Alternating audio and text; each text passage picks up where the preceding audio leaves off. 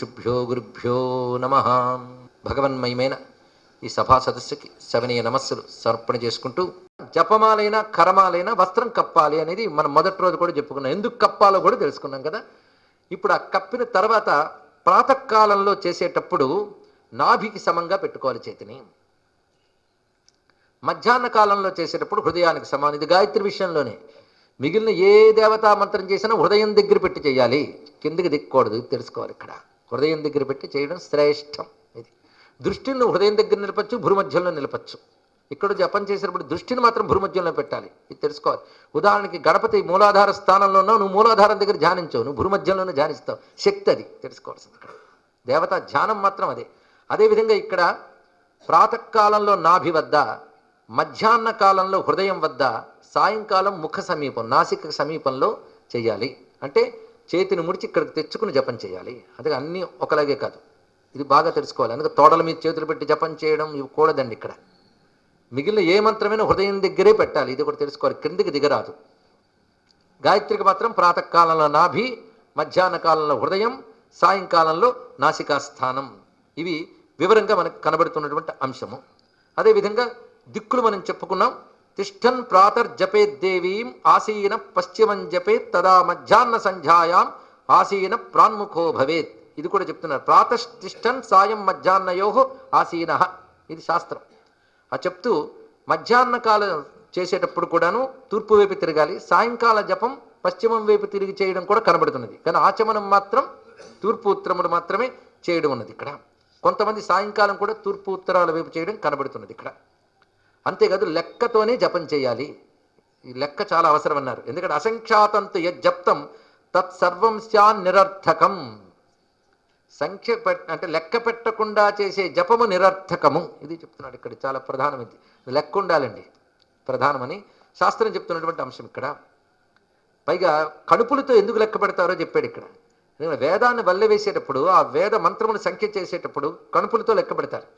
అది దాని సంప్రదాయం.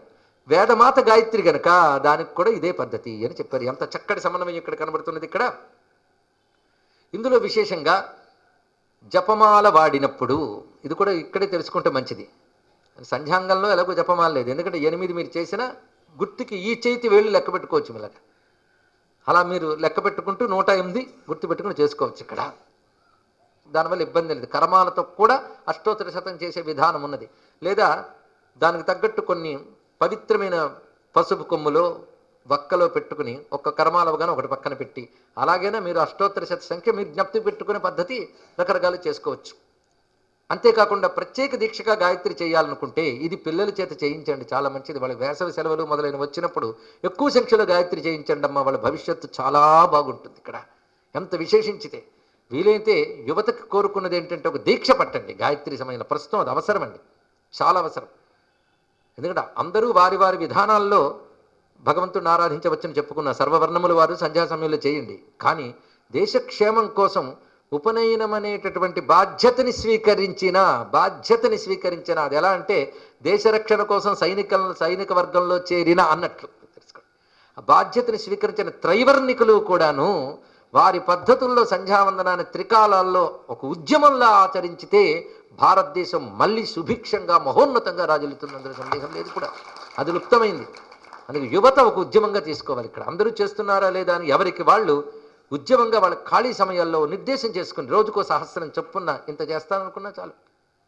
సెలవులు తీరిక ఉన్నప్పుడు ఇంకా ఎక్కువ సంఖ్య చెయ్యాలనుకోవాలి. కానీ అవకాశాలు మీరే సృష్టించుకోగలరు.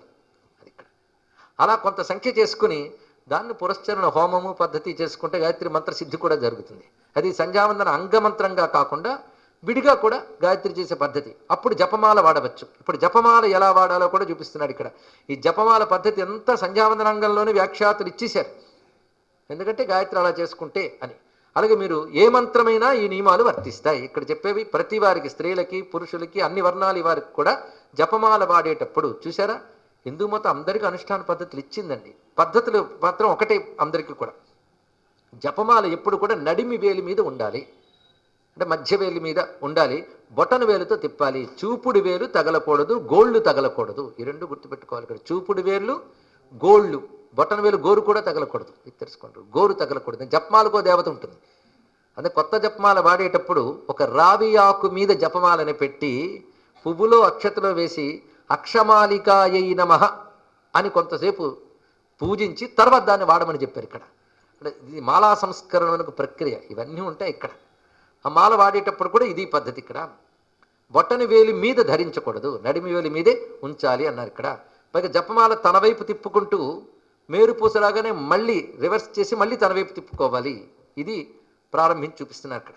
అంతేకాదు బ్రహ్మచారి గృహస్థు అయినటువంటి వాడు 3 పూటల్లో కనీసం 1 పూట అష్టోత్తర శత గాయత్రి చేయాలి. 3 పూటలు చేయగలిగితే చాలా మంచిది. కానీ అష్టోత్తర శతం చేయడానికి టైం లేదని సంధ్యావందనం మానేస్తారేమో అని భయంతో చెప్తున్నాను ఇక్కడ. సమయం లేనప్పుడు మధ్యాహ్న సాయంకాలంలో 10, 24 చేసుకున్న ప్రాతకాలంలో అష్టోత్తర శతం చేయాలి. అంటే మొత్తం 3 పూట్ల కలిపి 300 కానీ అయితే మీ పిల్లవాడి జాతకంలో గ్రహదోషాలు కూడా వాడి మీద ప్రభావం చూపించవు, తెలుసుకోండి ఇక్కడ. అంత ప్రధానమైనది. ఒకవేళ సాయం సంధ్యా సమయాల్లో కుదరకపోయి పొద్దున కుదిరింది అనుకోండి, అప్పుడు 300 చేసుకోండి.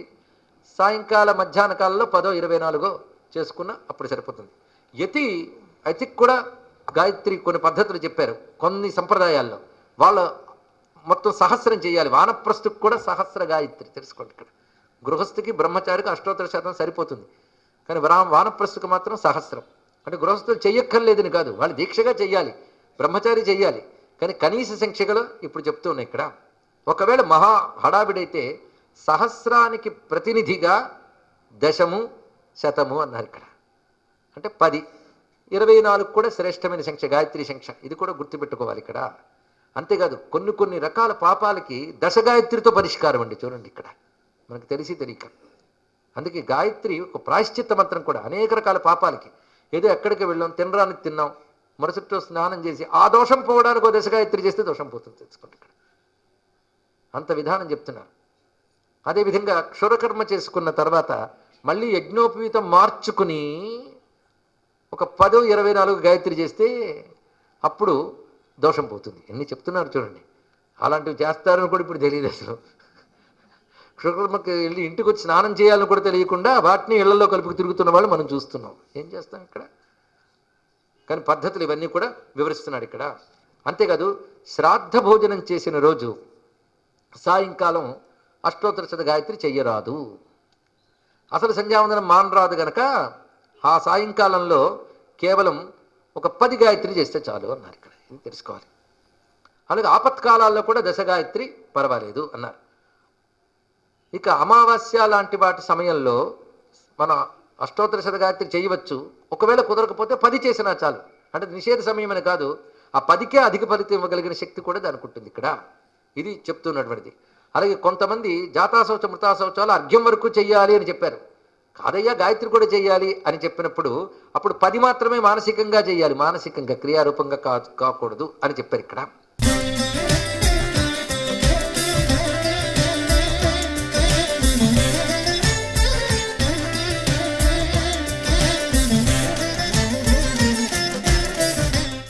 అంతేగా జపం చేసేటప్పుడు నాభి క్రింది భాగాల్ని చేతులతో తాకరాదు. ఇది చాలా గుర్తుపెట్టుకోవాలి. కొంతమంది కాళ్ళ మీద చెయ్యి పెట్టుకుని జపం చేస్తుంటారు, మంత్రం ఫలించదు, తెలుసుకోండి ఇక్కడ. ఒక చేతితో మాల తిప్పుతూ ఒక చేతితో కాలు పట్టుకుని ఊగుతూ ఇవి చేస్తుంటే మంత్రం ఫలించదు, తెలుసుకోండి. తొడల మీద నాభి క్రింది భాగాలని చేత్తో తాకరదు. ఒకవేళ తాకవలసి వస్తే వెంటనే ఆ చేతిని కడుక్కుని కుడి చెవిని తాకి విష్ణు స్మరణ చేయాలి అని చెప్పారు ఇక్కడ. ఇది ఒక విశేషమైన అంశం. దీన్ని బట్టి ఎన్ని విషయములు ఉన్నాయి. జప సమయంలో ఉత్తరీయం ఉండాలి, ఇది చాలా ప్రధానమైనది. ఉత్తరీయం లేకుండా జపం చేయకూడదు. గోచి కట్టుకి జపం చేయాలి. ఈ 2 లేకపోతే వస్త్రరహితంగా చేసినట్లే అన్నారు ఇక్కడ. ఇవి ఒకటి తెలుసుకోవాల్సింది ఇక్కడ. ఇంకా తర్వాత వస్త్ర నియమాలు ఇంకా చాలా ఉంటే సమయం బట్టి తెలుసుకుందాం ఇక్కడ. అందుకు ప్రధానంగా ఇప్పుడు చెప్తున్న విషయం తెలిసింది. అంతేకాదు కొందరు చెప్తారు నదీ నీటిలో స్నానం చేసి జపం చేయకూడదు అని కొందరు అంటూ ఉంటారు. కానీ అదేమిటో కానీ 2-3 చోట్ల ఒక విషయం కనబడింది. అది యథాతథంగా శ్లోక రూపం మీకు ఉంచుతున్నా. ఆర్ద్రవాస జలే కుర్యాత్, తడిబట్టతో జపం చేయరాదు. ఎక్కడ చెయ్యాలి అంటే నదిలో చేయవచ్చు అని చెప్పాడు. తడిబట్టతో నదిలో చేయవచ్చుట, లేకపోతే నదిలో పొడిబట్టేవాడిని కడతాడా? అందుకే ఇక్కడ ఆర్ద్రవాస జలే కుర్యాత్ తర్పణ ఆచమనే జపం. ఇది ప్రమాణ శ్లోకం అండి. 2-3 స్మృతుల్లో ఉంది ఇక్కడ. తర్పణము, ఆచమనము, జపము, ఈ 3 కూడాను ఆర్ద్రవాస తడిబట్ట కట్టుకుని చేయవచ్చు. ఉపస్థానేన నిర్గచ్చేత్, సూర్యోపస్థానం చెప్పేటప్పుడు మాత్రం నది నుండి బయటకు వచ్చి పొడి వస్త్రం కట్టుకుని చేయాలి. అలాగే నదిలో ప్రదక్షిణ చేయకూడదు. ఇది కూడా తెలుసుకోవాల్సినది ఇక్కడ. ఇది ప్రధానమైనటువంటి అంశములు ఇవి తెలుసుకుని ఇప్పుడు మనం గాయత్రి హృదయంలోకి ప్రవేశిస్తున్నాం. ఇప్పుడు చాలా దివ్యమైనటువంటి అంశం ఇది. ఇందులో మొట్టమొదట ప్రణవ స్వరూపాన్ని చెప్తున్నాడు. మొదటి భాగం సాయుజ్యం వినియోగం వరకు. ఇందులో కొన్ని చోట్ల సాయుజ్యే వినియోగ అని కూడా కనబడుతూ ఉంటుంది. అది వారి వారి సంప్రదాయ భేదములు. ఓం ఇది ఏకాక్షరం బ్రహ్మ. ముందు ఎంత గొప్పగా ఆవిష్కరిస్తున్నాడు చూడండి. గాయత్రి 3 పాదములు. ఈ 3 పాదముల కంటే ముందున్నది ప్రణవం. ప్రణవం కంటే ముందున్నవాడు పరమాత్మ. కనుక పరమాత్మ ప్రణవ రూపంలో వచ్చాడు. ఆ ప్రణవ రూపం యొక్క తేజస్సే ఆదిత్య మండలంలో ఉంది. ఈ మాట నేనంటే మీరు పురాణం అంటారు. మొన్న నాసా వాళ్ళు రికార్డు చేసి పంపించినటువంటి అంశములో సూర్యమండలంలోంచి వినబడుతున్న శబ్దం ఓంకారమే అని రుజువయ్యింది. పాపం ఇప్పటికీ వీళ్ళ పరికరం కనుక్కుంది. ఆనాడు ఏ పరికరం ఉందని యోగులు ఆ మాట చెప్పారు. ముందు అడగండి వాడిని. ఇక్కడ సూర్యమండలం నుంచి ప్రణవం వస్తుంటుంది. అసలు సూర్య భగవానుడు వేదస్వరూపుడు. ఇది పెద్ద రహస్యం అండి. ఇంకా వినగలిగితే అయితే విన్నపం ఏంటంటే యంత్ర పరికరాలకు వినబడవి.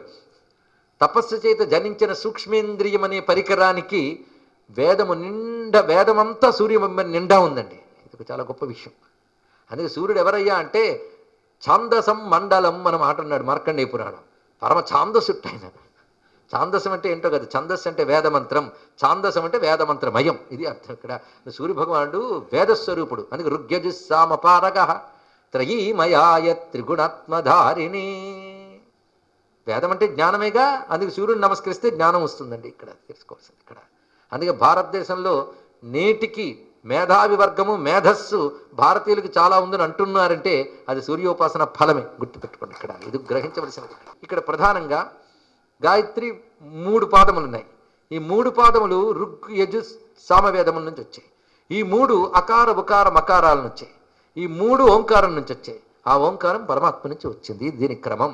కనుక గాయత్రి అసలు మూలమేమిటి? బ్రహ్మము. అక్కడి నుంచే నిర్గతమైంది. ఇక్కడ ఈ విషయం మనకి చాందోగ్యోపనిషత్తులో చాలా గొప్పగా చూపిస్తాడు. బ్రహ్మదేవుడు ప్రణవాన్ని పలకడం, ఆ తేజస్సు 3 రకాలుగా రావడం, అదే భూహు భువహ శువహ అని 3 వ్యాహృతులయ్యిందని, అదే రుక్కు యజుస్సు సామములుగా వచ్చిందని, అది వేదస్వరూపమని చెప్తున్నారు ఇక్కడ. అందుకే బ్రహ్మదేవుడి నుంచి ప్రణవం నుంచి ఇవన్నీ ఆవిర్భవించాయి. ఆ బ్రహ్మకు కూడా మూలమైన వాడు పరబ్రహ్మ. అందుకే యో బ్రహ్మాణం విదదాతి పూర్వం అని వేదం చెప్తున్నది. తేనే బ్రహ్మవృదా ఆది కవయే ముహ్యంతి యత్ సూరయ అని భాగవతంలో మనం చదువుకుంటున్నాం. కనుక పరబ్రహ్మ బ్రహ్మ ద్వారా పలికించిన ప్రథమ శబ్దం ప్రణవం. సృష్టికి పూర్వం పలికింది ఆ ప్రణవం.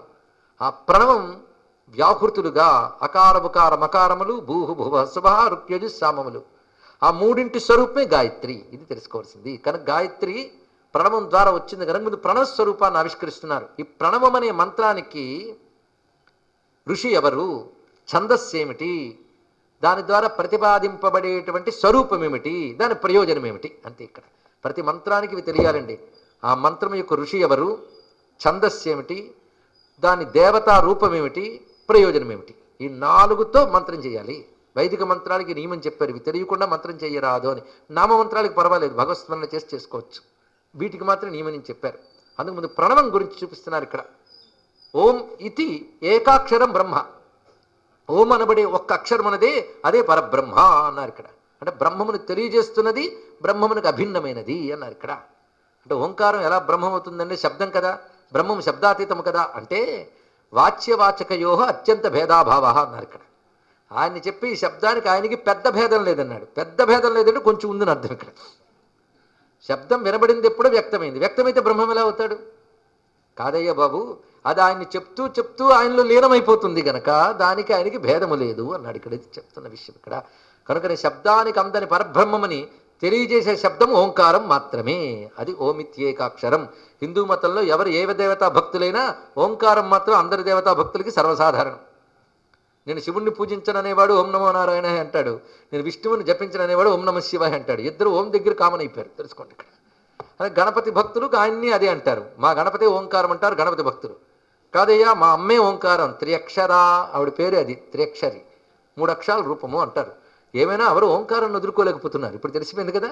అంటే ఆ ఓంకారాన్ని వీడిలా వాడలా అంటున్నాడని తెలిసిపోతే భేదాన్ని వ్యాప్తి చేసిన ఆచార్యులు కూడా కొంచెం సంతోషంగా సమన్వయాన్ని బోధిస్తారు. ఇది తెలుసుకోండి, ఇక్కడ చాలా ప్రధానమైనటువంటి అంశం ఇక్కడ.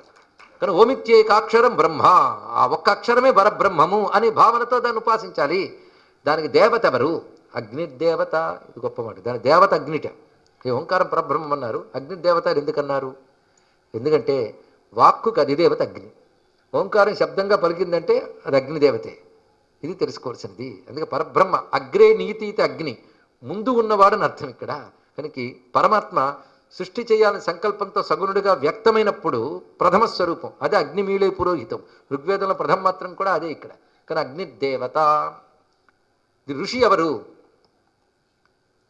ఋషి అంటే మంత్రాన్ని మనకు మొదట దర్శించి ఇచ్చినవాడు. ఎవరై అంటే బ్రహ్మ ఇది ఆర్షం, బ్రహ్మయే ఋషి. బ్రహ్మ అంటే చతుర్ముఖ బ్రహ్మయే ఋషి అని అర్థం చెప్తే పర్వాలేదు. కానీ ఇక్కడ వ్యాఖ్యాతలు మాత్రం పరబ్రహ్మయే దీనికి ఋషి అన్నారు ఇక్కడ. అంటే పరబ్రహ్మ గురించి మరొకడో చెప్పడం కాదు, పరబ్రహ్మ చెప్పుకుంటే కానీ మనకు అర్థం కాదు. అంటే పరమాత్మే పరమాత్మ గురించి మొట్టమొదటి చెప్పినవాడు. అందుకే బ్రహ్మ ఇది ఆర్షం. దీని ఛందస్సు ఏంటి? ప్రణవం యొక్క ఛందస్సు గాయత్రిని ఛందం. దాని ఛందస్సు గాయత్రి. అది పరమాత్మం స్వరూపం. దాని ద్వారా తెలియబడే స్వరూపం ఏదయ్యా అంటే పరమాత్మయే. ప్రణవం ద్వారా ప్రతిపాదింపబడేది పరమాత్మయే. అది వినియోగించటే అంటే దాన్ని ఆరాధన చేస్తే వచ్చేదేమిటి? సాయుజ్యం వినియోగం. సాయుజ్యం. సాయుజ్యం అంటే జీవబ్రహ్మైక్యం. తెలుసుకోండి, ఇక్కడ పరబ్రహ్మతో ఐక్యమే సాయుజ్యం. కనుక ప్రణవానికి లక్ష్యం ఏంటి? సాయుజ్యం.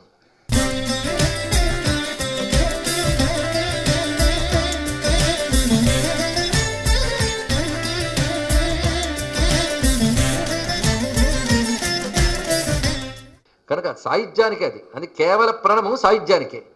కానీ ఇహము పరము కూడా మనకు కావాలి కదా. మనం ఉన్న చోటు నుంచి వెళ్ళాలి అంటే దీనికి తగ్గట్టు లౌకికం నుంచి అటువైపు తీసుకెళ్ళాలి. కనుక ఆ ప్రణవమే గాయత్రిగా 3 పాదములతో వ్యక్తమవుతూ వస్తున్నది. కనుక ఆ ప్రణవం ద్వారా ప్రతిపాదింపబడే పరబ్రహ్మమే గాయత్రి మంత్ర స్వరూపము అని చెప్తూ ఆ గాయత్రిని ఆహ్వానం పలుకుతున్నారు ఇక్కడ. మనందరం కూడా మనస ఆ సూర్యమండలాంతర్గతమైన చిచ్చక్తి స్వరూపుడైన జగదంబని, జగన్మాతని, లలితా మహాత్రిపుర సుందరీ స్వరూపుడైన గాయత్రి మాతని ఆవహింపజేసుకుందాం హృదయంలో. ఎలా పిలుస్తున్నారు చూడండి. ఆయాతు. ఆయాతు అంటే నా సమీపానికి వచ్చుగాక. వచ్చుగాక అంటే ఖచ్చితంగా జరగాలి అని భావంతో సంకల్ప బలం. ఆయాతు ఎవరంటే వరదాదేవి. వరదాదేవి వరములనిచ్చేటువంటి దేవి అంటే సర్వాభిష్ట ప్రదాయిని. అంతేకాదు, వరం అంటే శ్రేష్టం. శ్రేష్టమైన దాన్ని ఇచ్చేటువంటి దేవి స్వయం ప్రకాశ రూపిణి. ఆవిడెవరు? ఆ గాయత్రి అక్షరం. అక్షరం అంటే నాశరహిత తత్వము, అంతేకాదు శబ్దస్వరూపము. అది ఆ గాయత్రి బ్రహ్మ సంహితం. బ్రహ్మ సంహితం అంటే వేదము చేత నిశ్చయింపబడిన తత్వం అది అన్నాడు. అంటే వేదమంతా కలిపి ఏ బ్రహ్మతత్వాన్ని నిశ్చయంగా చెప్తోందో ఆ స్వరూపమే గాయత్రి. సర్వే వేదాహ యత్పదమామనంతి. ఉపనిషద్వాక్యం. సర్వవేదములు ఏ పరమపదాన్ని చెప్తున్నాయో ఆ పరమపదం ఆ పరమాత్మయే గాయత్రి. అందుకే బ్రహ్మ సంహితం. సంహితం అంటే నిశ్చయింపబడిన, కూర్చబడిన, ఇన్ని భావాలు ఉన్నాయి. కనుక వేదములు దేనిని నిర్దేశిస్తున్నాయో, ఏది పరమతాత్పర్యమని చెప్తున్నాయో ఆ స్వరూపమే గాయత్రి.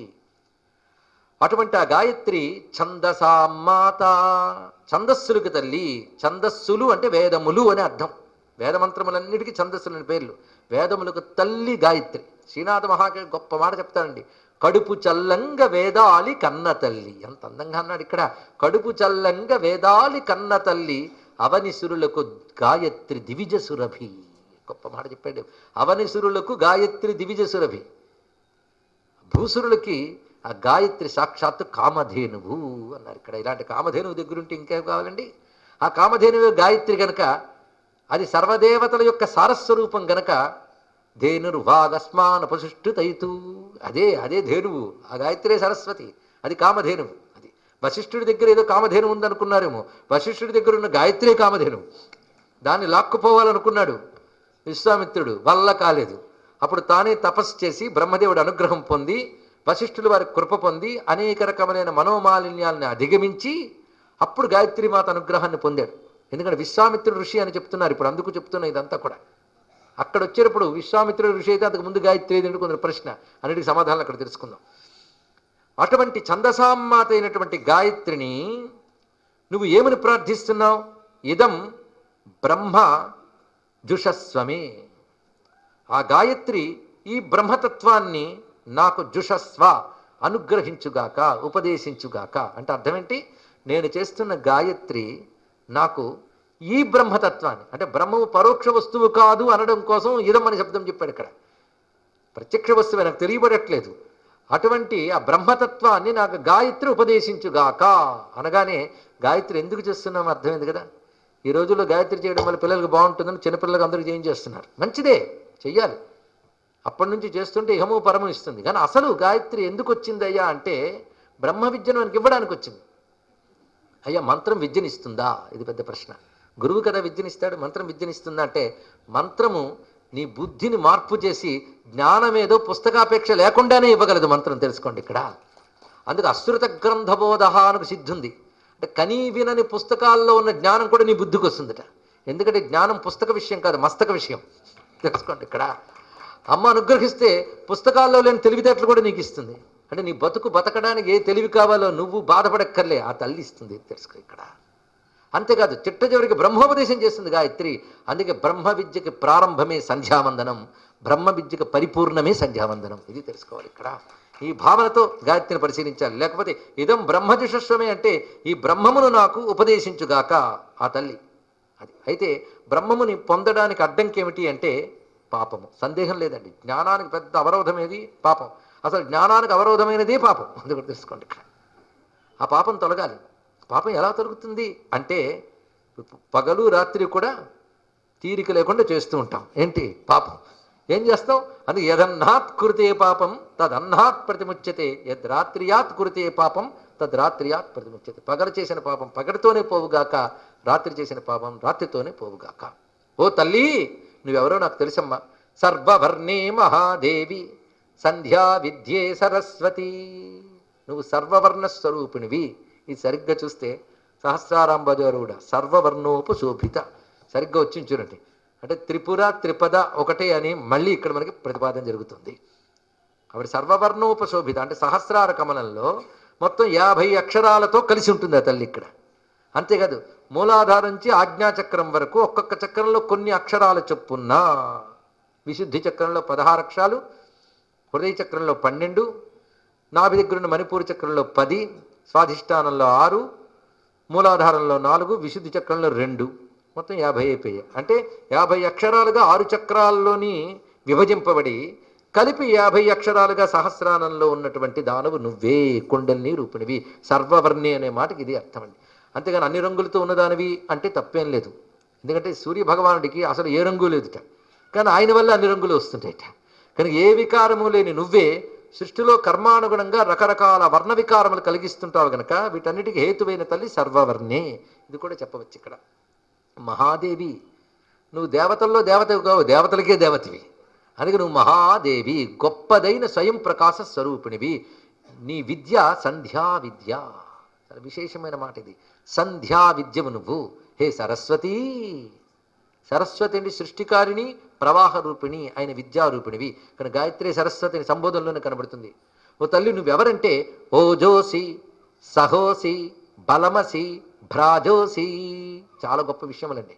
ఇక్కడ కథ పురాణంలో కనబడుతుంది అత్యద్భుతంగా. విశ్వవ్యాపకమైన చిచ్చక్తిని దేవతలు, రాక్షసులు అందరూ ప్రార్థన చేశారు. ఎందుకంటే అందరికీ కావాలి కదండి చిచ్చక్తి.